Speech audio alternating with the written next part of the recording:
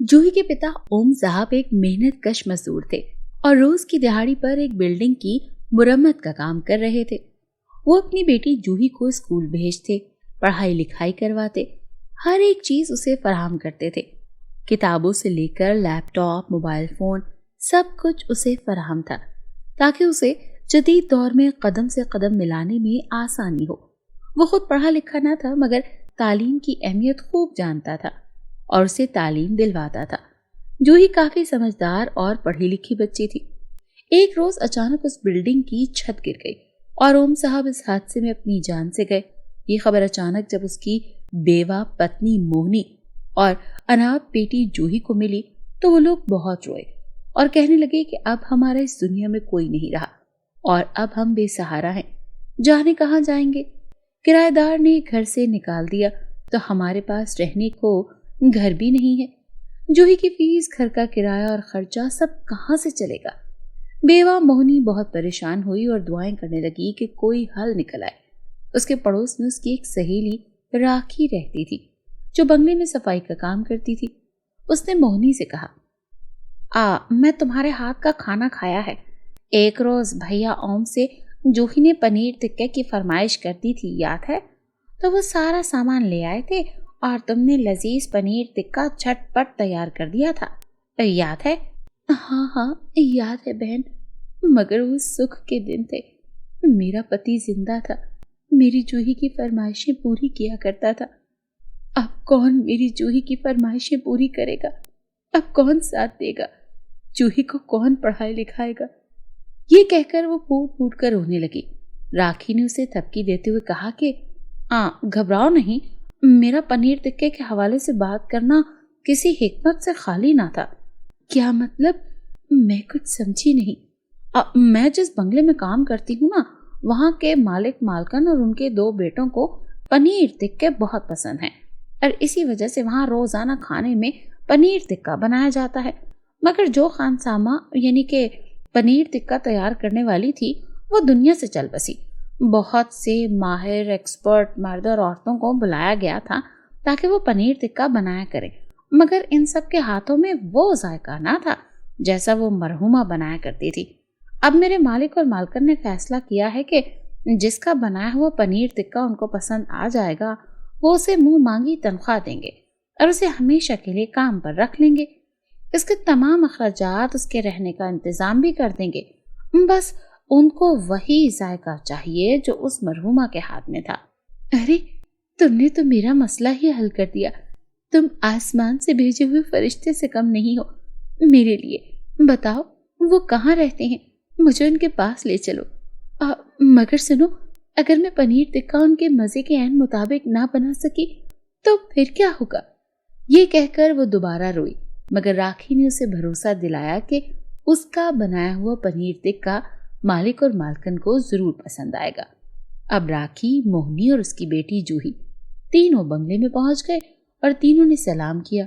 राखी बोली, बड़ी बेबी, मैं एक बेहतरीन, लजीज और लाजवाब पनीर टिक्के वाली को लाई हूँ।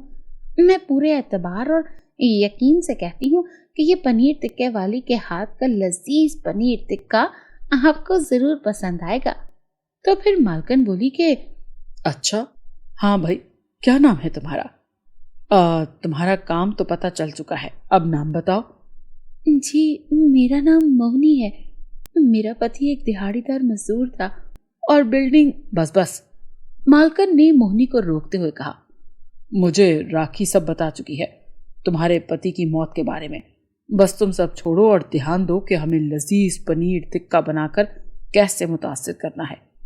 अब पनीर टिक्के की तैयारी शुरू हुई। सामान बाजार से जाकर बंगले के दूसरे नौकर लाए और घंटे भर में झटपट पनीर टिक्का तैयार हो गया। रात का डिनर डाइनिंग टेबल पर लगा।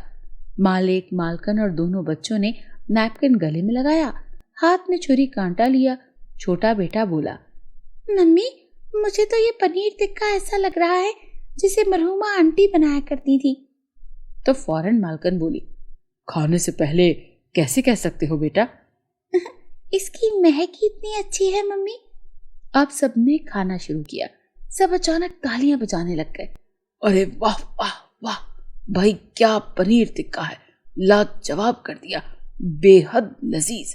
मालकन बोली कि आज से तुम ही पनीर टिक्का बनाओगी, हम तुमको मुंह बोली तनख्वाह पर रखते हैं। बोलो क्या तनख्वाह लोगी?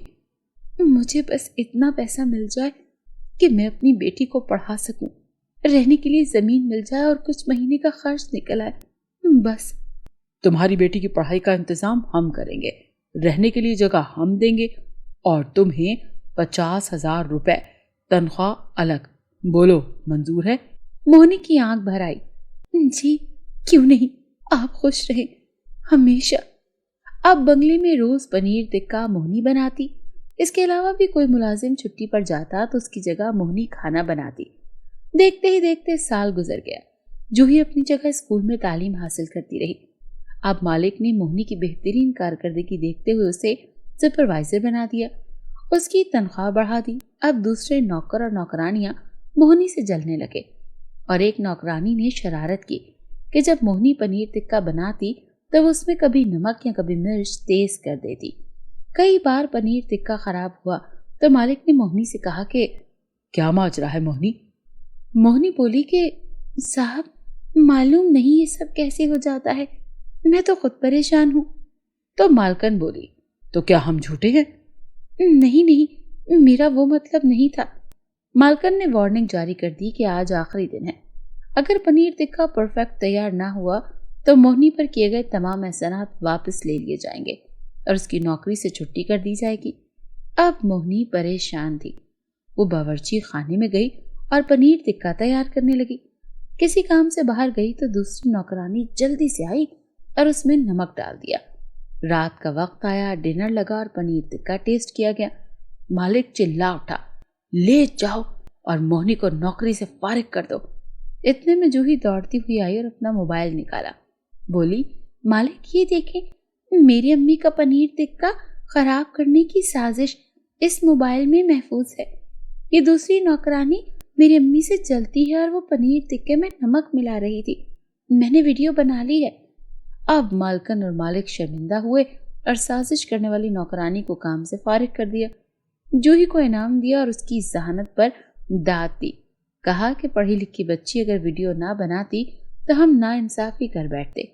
अब उन्होंने मोहनी को दोबारा इख्तियारात दे दिए जो वापस ले लिए थे और दोनों माँ बेटी अब खुश थी और दोनों ने एक दूसरे को गले लगा लिया। मोहनी बोली, तुम जैसी अक्लमंद बेटी पर मुझको और तुम्हारे मरहूम बाप को फख्र है। तो जूही बोली, और मुझे अपने बाबा और माँ और एक लजीज पनीर टिक्के वाली पर फख्र है। ये कहकर दोनों माँ बेटी एक दूसरे को देखकर मुस्कुराने लगी।